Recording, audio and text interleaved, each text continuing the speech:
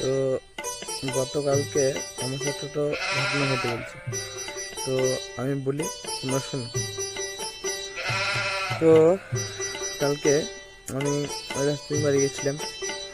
বাড়ি যেতে যেতে এই রাস্তার ধারে আমার একটা বন্ধুর বাড়ি, নাম হচ্ছে তার আকাশ।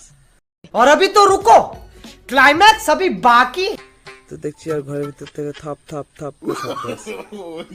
আমি দাঁড়ালাম, কিসের শব্দ আসছে দিয়ে তখন আমাকে জানলা দিয়ে দেখছি কি শব্দ হইতে পারে বলো তো। বাড়িতে কেউ নাই, একা, থাপ থাপ থাপ করে শব্দ হয়েছে। এই দেখছি ভালো করে, শালা মশাইটা নাইনি, ঘুমাইছিল, তো ঘুমের ঘুরে ঘুরে তখন মশাই কামড়াইছে। তো এইভাবে একবার মারছে, এইভাবে একবার মারছে, তো মশা মারছিল। তো তোমরা আমাকে উল্টা পাল্টা ভেবো না, জানো। और अगर तुम लोग